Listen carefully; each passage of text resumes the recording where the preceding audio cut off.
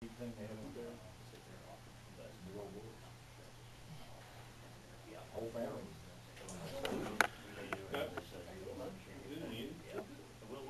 Manny, how are you? How's it going?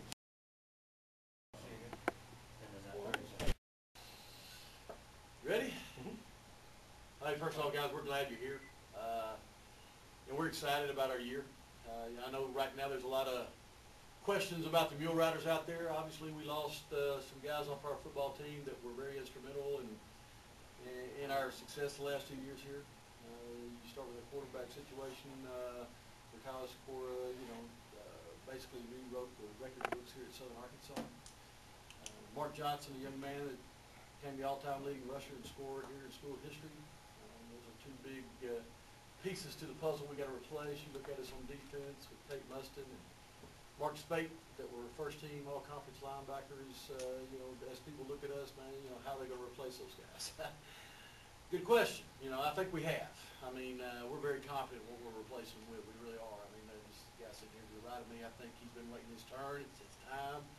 He's confident. He's talented. He's more than ready. So Darius Blackshaw will be our quarterback.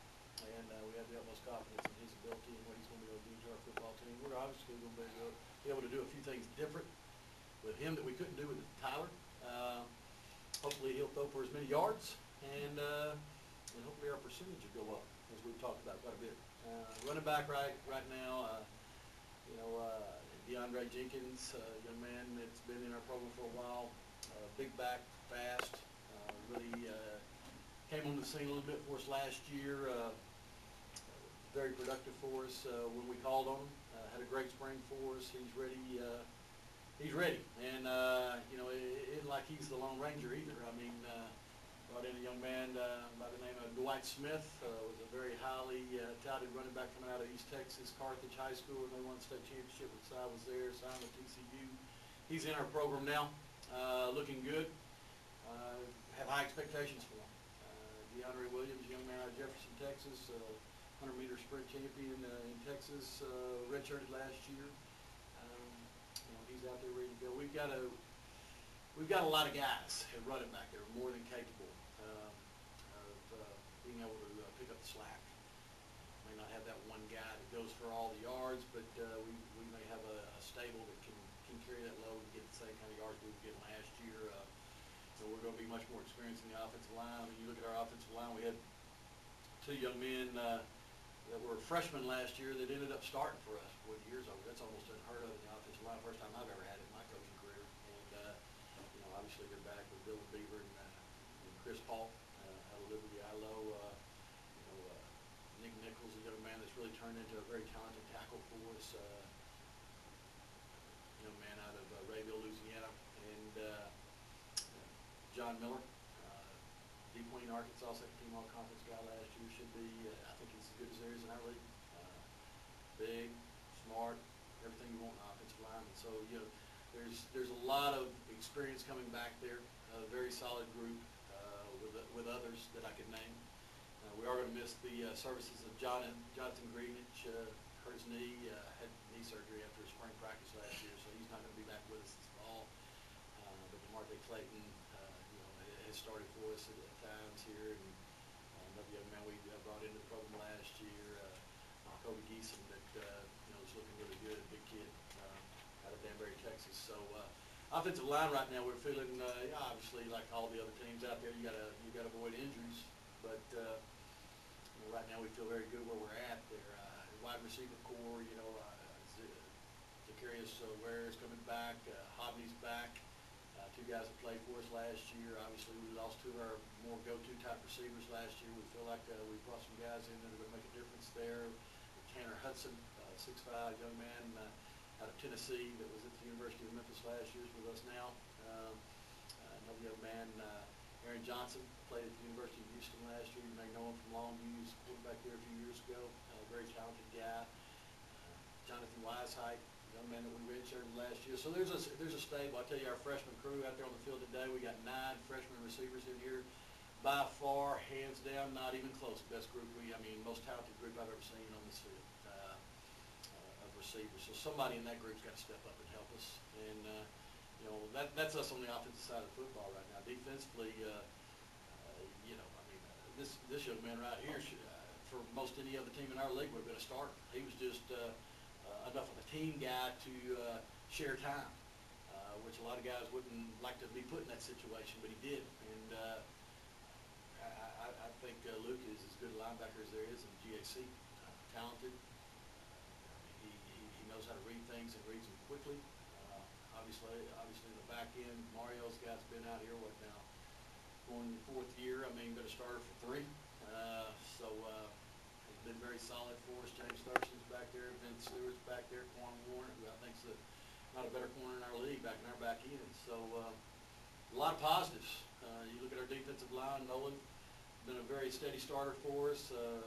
Philip Gar, young man out of Wynne, Arkansas. Our middle's very secure. Probably the biggest question mark on our defensive side of football right now is the edges. We're very young there. We're very talented there, but unproven. Cornelius Watson out of El Dorado's been in our program a long time, really stepped up last year, and in the spring had a great spring, looking good. As to where he's at this point, obviously we haven't put the pads on yet, but if he does anything close to what he did last spring to us, we're in good hands right there. So a lot of guys, a lot of numbers.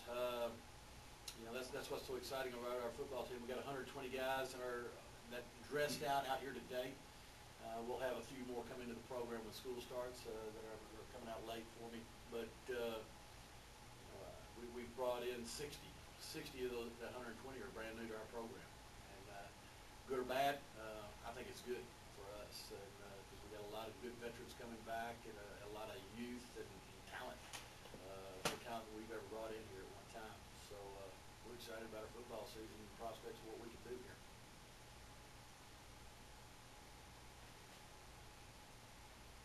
Coach, expectations were so high last year, and you lose your first game. How bad did that hurt? Obviously any loss hurts. I mean, obviously the thing that you battle with a veteran team coming back is getting complacent a little bit.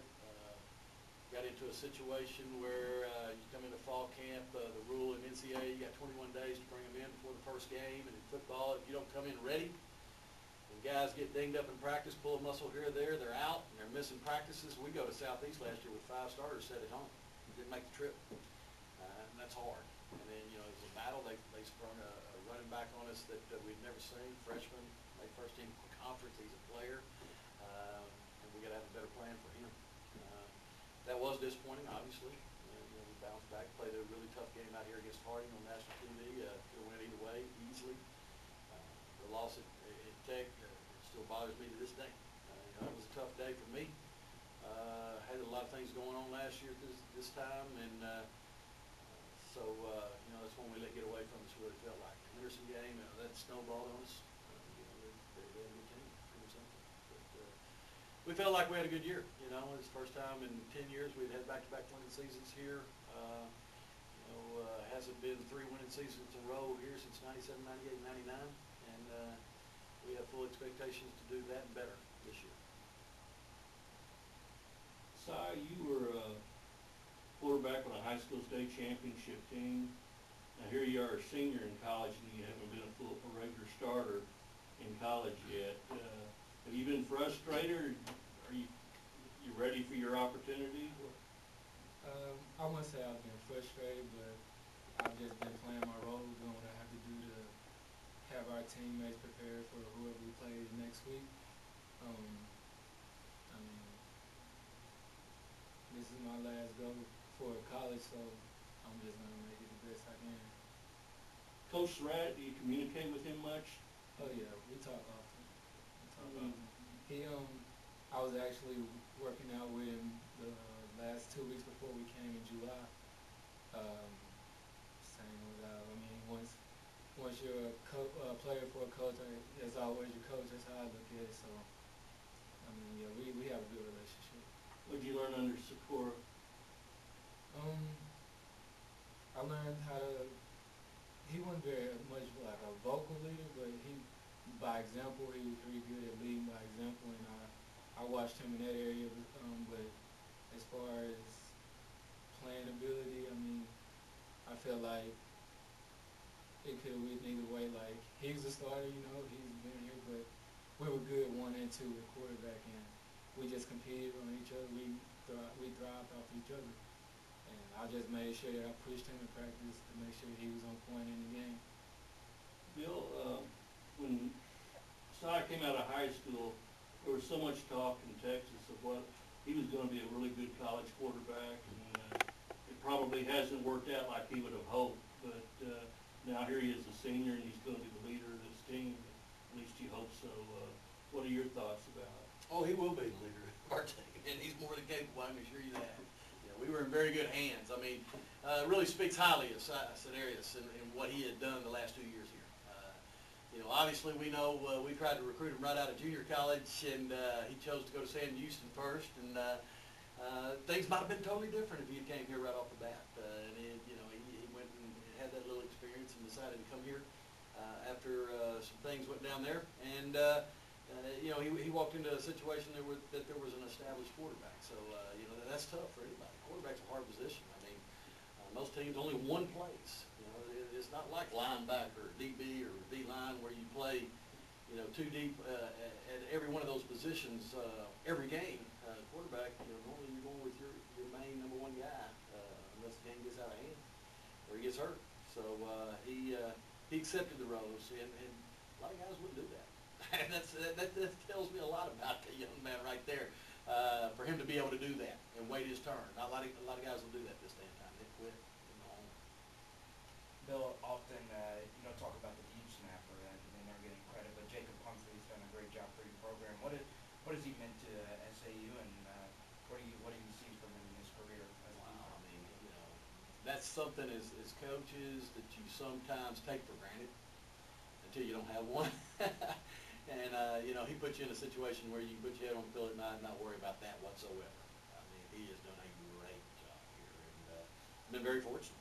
He's taken on that role. He's accepted that's his role on this team. Loves it, and has really turned into an outstanding deep snapper for us. And we feel like we're in very good hands in that position for this year. And we feel like our kicking game is a lot better in a lot of aspects, especially with him doing the deep snapper for us. Let me go back to your quarterbacking just for a second. You go from a quarterback who's thrown 1,000 yards to someone who's really hadn't got over, 400 maybe. Mm-hmm. Does that change your offense coordinator play calling early in the season, or can you just keep the same beat? Oh, he's more capable of doing everything we've been able to do here. I can tell you that right now. He's got an arm that's going to surprise people, when they watch him throw a football. I mean, him and Tyler stand side by side, and they throw the ball. It looks like the same ball coming out. Just one's a little taller than the other. I mean, the thing that he can bring to our football team that that we did not like to do with Tyler is run the football from the quarterback position. It's just something that we did not like to do with Tyler. There was reasons behind it, but he has that ability. So it's added to our offense and some things that we have not been able to do here that we would have liked to do. So I'm excited to see that happen because those things we're talking about are there in college football. We actually saw Sy running the ball a little bit last year. Usually if it was late in the game, that's pretty much what he was doing, but we haven't really seen that arm yet. Yeah. Well, you will see it. You will see it. He was a little heavier this time last year. He's finally knows I'm the guy, and he's gone to work. He's got his weight right. Looks good. Luke, yourself going in as a linebacker and a senior this year. Last year, the linebacker position was really a strength on the defense just as far as experience, a couple all-conference linebackers at the end of the year. Talk about that transition from them, with you being a veteran coming in, how's the linebacking core looking? Well, we're deep right now, linebacker. I mean, we're 5 deep at each position, and we got experienced guys. We have guys that are, I know Hayden Rabisky, he's a senior. Ivan Ramos, he's a senior. Keanu Soto, he's a senior. Then AJ Steele, he played, was it 2 years ago? 2 years ago. All-conference linebacker, I'm pretty sure. He's came back to play this year, and we got 2 guys that come in from a JUCO and a college transfer, and they're looking pretty good. So it's going to be a lot of competition at the linebacker position.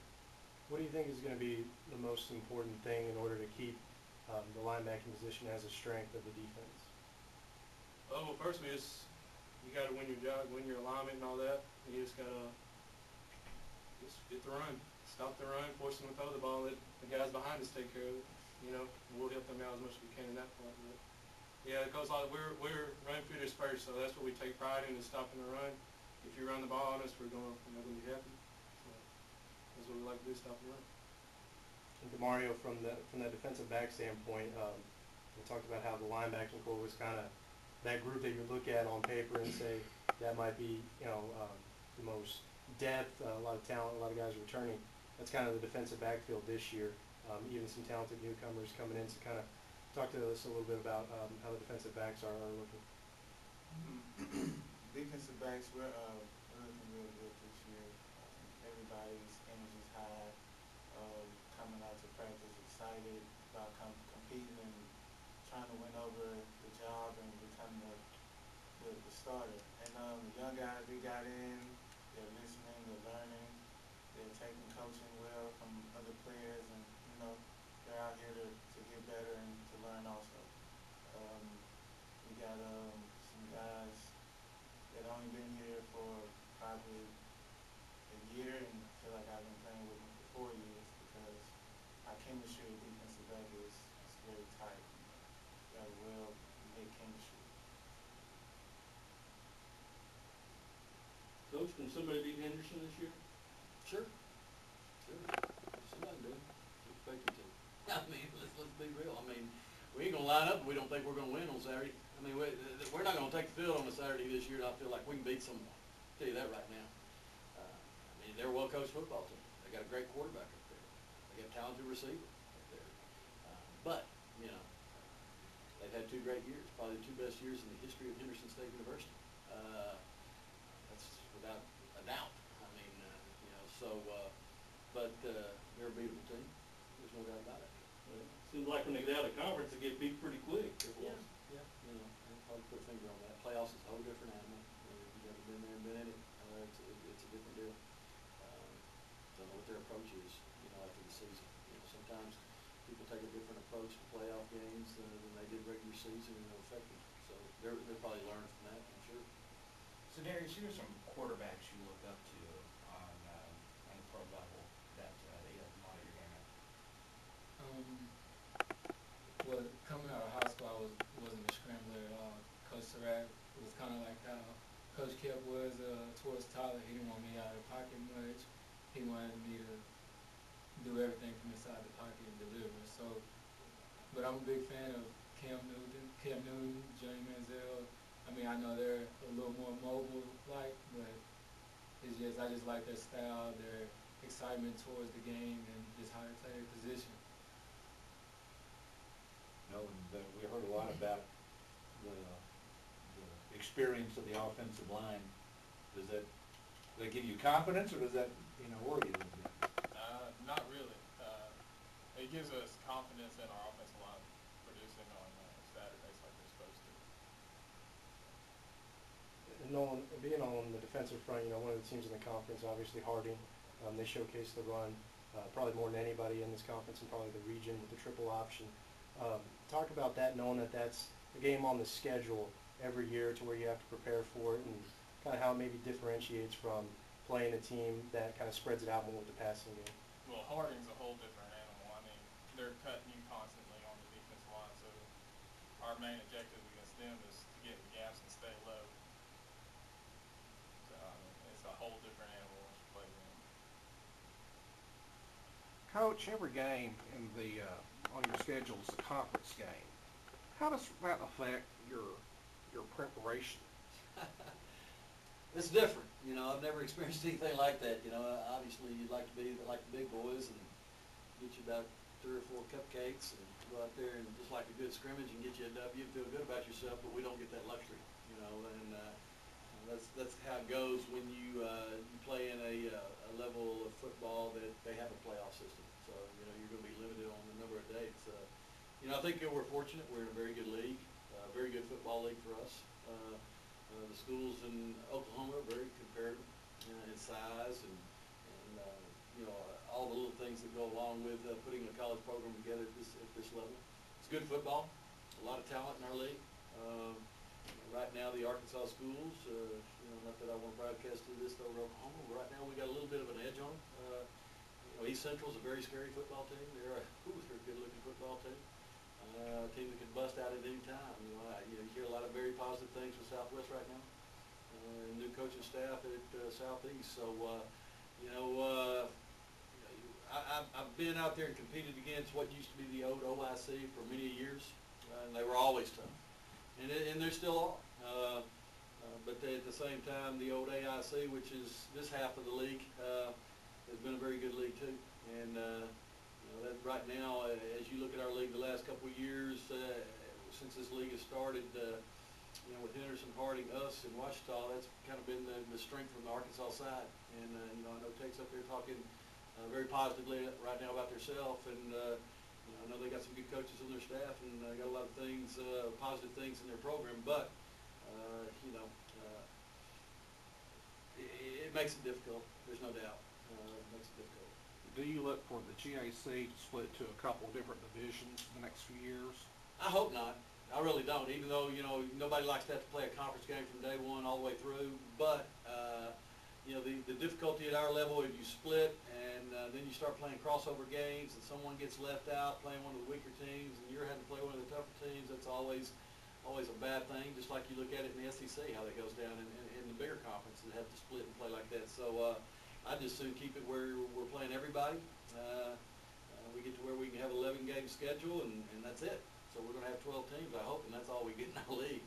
Of course, I don't have any say-so about that, so we'll play whatever they tell us to play and go about it. But right now, it's good. I like it the way it is. It's very hard to come up with non-conference games in Division II. Just like you can see the GSC is struggling right now, and the Lone Star is struggling to come up with conference games. You end up having to go way off to play someone, and travel at this level. You're not getting on a jet out there at Magnolia Municipal, and it just don't work.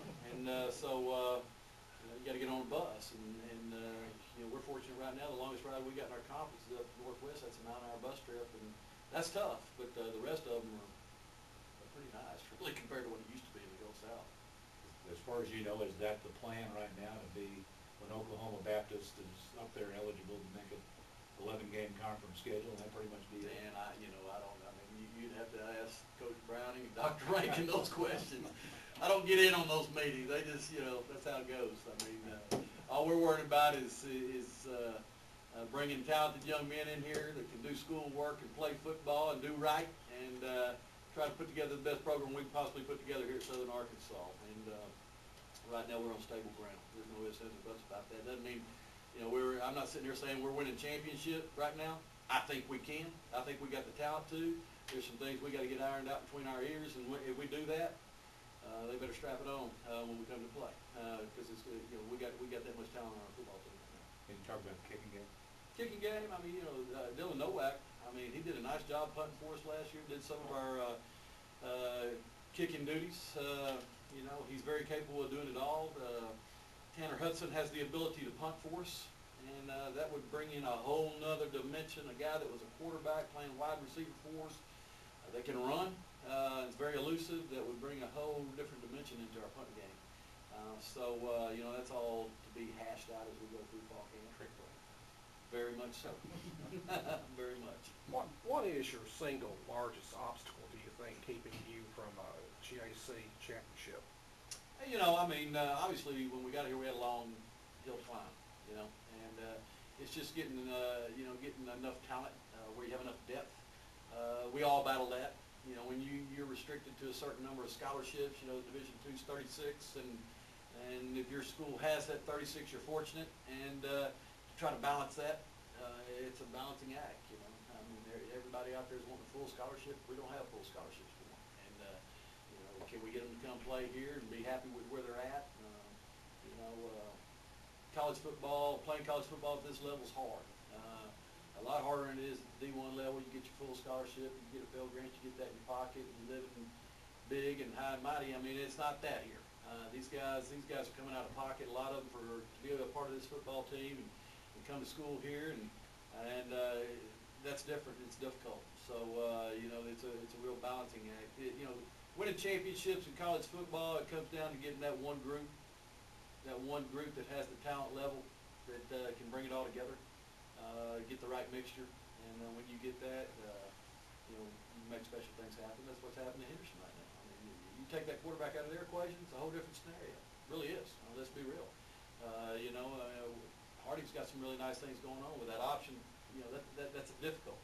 But, you know, we're getting quality, caliber of young men in our program right here, right now that, we're knocking on the door. We're knocking on the door, we gotta knock it in this year. About how many full scholarships either, are usually given out to the, how many full scholarships do you have on this team? None? No. Zero. Zero.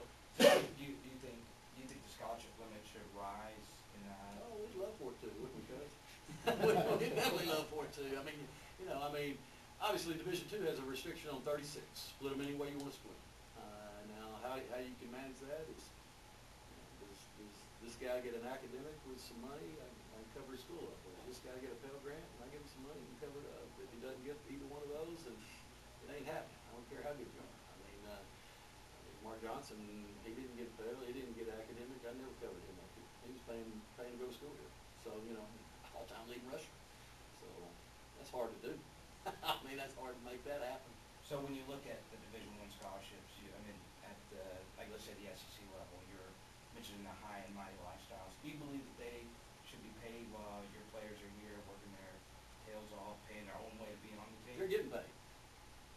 The big coaches that make the big money, they can say that, yeah, we need to pay these young men full. They do not need to get paid. It'll ruin college athletics, I'm telling you, in my opinion. And they're getting paid.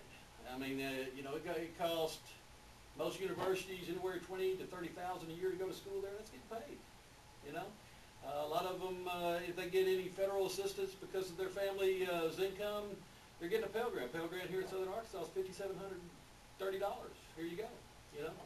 Have fun with it. And in my opinion, if you get a full scholarship athletically, you shouldn't be getting that. That's my opinion. My guys here, they had to come out of pocket. It's a privilege and an honor to get to play college sports. You're not a professional. You're getting some of your school paid for. You're getting a college education. That's what it's all about. Getting a college education and learning what life's about. How to come to work every day, be on time, have someone on you like a real boss, and if you don't get your job done, you get fired. That's life. It's not professional athletics. I don't think they should get paid. Doing so. In what ways do you think it would ruin college athletics? Because all the rest of us can't do that. It would get to that little, what they're talking about going to here in the near future, the 5 super conferences, and the rest of y'all are out. Sorry. We got all the money here for these guys, and the rest of y'all forget it. I just don't think it'd be good for the game. I don't think it'd be good for the sport. It's good right now. One of the most popular sports in America. And filling up stadiums every Saturday. These young men are getting a lot more than dollars and cents. There's a lot of people out there working every day hard, to make a living in life, at the real world, not playing a game, that's the way I look at it. I'm not making $1 million a year where I can say, yeah, pay everybody. We don't have, unlimited budgets here. I'd like to direct a question to Nolan and Luke. There's a lot of concern now about the safety of college football, particularly concussions. You guys are on defense. What is it that you feel like you're doing to protect yourselves and protect your teammates, and in fact even protect other players against some of these devastating things that happen to some college athletes? I won't start with you. Well, I know that the helmets help a lot. The technology in those helmets and all that, we got top of the line helmets here, so that definitely helps out. Okay. Luke, what's your thoughts? The helmets, like you said, they help. It's going to happen in football. I've had ringers, whatever you want to call them, mild concussions. I've had all that. So, it's going to happen anytime you play a sport where you're going to, as a defensive player, you're not going up there to just, love tap the guy, going up there to hit him. So, it's going to happen. So, as far as, like you said, technology and helmets, it's going to get better. The better padding in the helmets and all that. So, and it also comes down to technique. You can't go just throw your head into somebody. Maybe anybody knows to do that. You're going to hurt yourself, risk hurting somebody else. So it all comes back to technique and just make sure you have the proper equipment. Coach, I'll throw the same thing at you, but from a different perspective. Do you think all these protections are kind of taking away from the game, taking away from the sport? No, they're not taking away from the sport. the sport's changed a lot. The helmets have gotten harder. They're a lot better. ESPN highlights all the big hits on Saturday. These kids watch it, and that's what they want to do. They want to make that big hit. So the game has changed a lot, you know, from the days of when you used your shoulder more, you tackled with your shoulder, you tackled lower. Everybody's looking for that headshot, you know, knock your headgear off. You know, a little bit of that is come from that. What you see out of the NFL, they influence. All trickles down. You know, it's a contact sport. Football gets a bad rap in a lot of aspects on that. I mean, there's a lot of other sports people are getting concussions in, I can assure you that. And there's a lot more sports out there, a lot more dangerous. You know, you could name a few, you know. I ain't getting on no curl coming off Hawaii and surfing. I'll tell you that, that's a heck of a lot more dangerous than what we're doing. I'm not jumping out of no plane, you know, do some of that stuff, you know. So there's a lot of sports out there that are very dangerous. You know, obviously no one wants to see injury. Concussions have been part of this game for years. I had them in my day. You know, back when we had the old suspension helmets with the old bladder up in the top, and that's all you had, and some rope in it. And the game's changed a lot. You know, they'll keep tweaking it as they go. Keep tweaking. Hopefully they don't just take all the contact out of it and make it a flag football game. Since we're talking about safety, Coach, I mean, on the D1 level especially, they've been talking about this area of offense and what it does and does not do to players. What's your opinion on that? I mean, the game evolves. You know, the game evolves. I mean, where did Gus Malzahn come up with what he's doing? I mean, he went back and read the single wing offense from way back in the day book, and he's evolved that into what they're doing now. Hurry up offense, basically all they're doing is getting the defense tired, you know, and that's where conditioning comes back in. You know, you got to be in better condition, you know, and that's where the game's changed. You know, I tell these guys on my football team, I played offensive line when I played back in 1980, and they laugh. The game was different then. It was a much more conditioned game. You know, they ran us to death every day. There wasn't no such thing as a fat guy on your football team. Didn't have it. And that's the difference. I mean, you say these guys are big. Yeah, a lot of them need to lose weight, you know. And we've done a lot of that with our football team this year. So the game's evolved a lot, and it'll evolve back around. You know, it'll go back to the slowdown. Some coach will come out with a slowdown offense. It's the greatest thing ever, and people will want to go that route. And they'll pull some things out from the old days, just like Harding pulled out the old wishbone, you know. So the game will change, go back and forth. There's always a certain suggestion that in a university setting, success breeds success. There are plenty of programs at SAU that have been successful in baseball. There are some programs that seem to be up and coming, like volleyball. And now we have a new program, or the renewal of track program at SAU.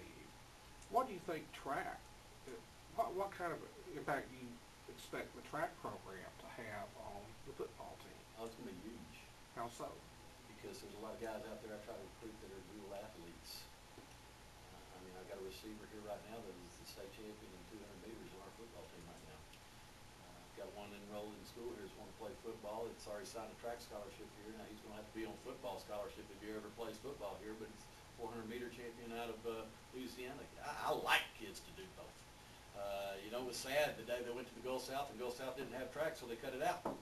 That's why it was cut out here. It wasn't finances. They cut it out because the Gulf South didn't have it. And it's an expensive sport. Track's an expensive sport with a lot of guys, and you try to travel them all and take all the equipment involved with it. It's expensive, but I think it's going to be beneficial to us. Any extracurricular you can bring into our university here is a plus for us. There's no doubt. I mean, what we're doing in our athletic program right now with the teams and the coaches we have here on this campus is pretty incredible right now. Yeah, we're all striving to be what our baseball program's done here, which is remarkable. I mean, that trophy case up there, blow your mind looking at it. And I don't know that people really even around here appreciate it as much as it should be. We would just strive to be at anywhere close to that level in football here, and that's what we're striving to do. And obviously the rest are. We've made a stride in softball. Now we've had a coaching change, and hopefully the new coach can pick up that slack and keep it going right in the right direction. But our basketball program's coming on, both girls and boys. It's going to be nice, and I think the track program's going to be a great addition to us. I'm excited about it. I got some guys right now that are going to help. I can tell you that right now. Got a running back that was the state champion sprinter, 100-meter champion in Texas. So we'll go hand in hand with that well. Right after spring football, they get out there and get after it. I'm all for it. Well, that's what they've done all their careers through high school, Yeah. football, track, it's, If you don't use your speed, you lose it, you know? If you don't use it, you'll lose it, and you're not competing, you're not getting faster. That's the tough thing when you recruit kids out of high school. Their football season's over, they're not a dual sport guy, they don't play basketball, don't play baseball, don't run track, what are you doing? Nothing, chasing girls, whatever, and you're going backwards. I love guys that are dual sport guys, I can tell you that right now. I mean, I love to go find me a receiver that's a point guard on a basketball team, filling it up on, you know, whatever nights they play. I love a guy that, you know, is a skilled guy that I can see he's on the track and it isn't saying I'm looking at a time that his coach said he ran 4.4 coach. That don't mean nothing to me, but when they run a 10.6 electronic on the track, they run. Okay, show of hands, how many of you are two-sport guys?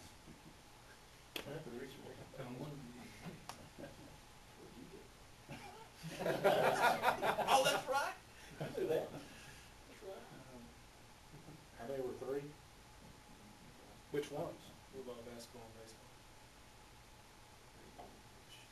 Coaches say. Coach Keppel, you've had some great games, at least a couple of them with Southeastern Oklahoma State, and you got those guys coming into your place on the opener. Yeah. Talk about what you expect them guys coming in to do, or we're gonna have another 100-point game. Oh, I hope not 100 points. I tell you what, it's rough. I tell you, it's obviously new coaching staff, new defensive staff there. There's gonna be a lot of new excitement in their program, you know, so they'll be fired up. Obviously, they got the running back returning from last year, first team all conference as a freshman last year. They have to run, really good players. So, you know, they all present concerns, certain concerns in different ways in what they do. You know, they'll be a talented football team. I mean, you don't have to go very far from Durant, Oklahoma to find talent. Dallas and all that area, South Oklahoma. You know, so they're going to have players. You know, but they got to get on that bus and ride over here to Magnolia. You know, hopefully we can lock them in and not let them out. So it'll be a tough game, no doubt about it. Looking forward to it. Be hard to prepare for one, they won't, I mean, you won't know much about them, That's always a scary thing, man. It really is, an opener. We found that out here about 3 years ago. Hardy came down for the opener, you know, the Wishbone. We had a bunch of new guys that hadn't played and never seen it before. We never found the ball that night. You know, so. Yeah, I won't forget that.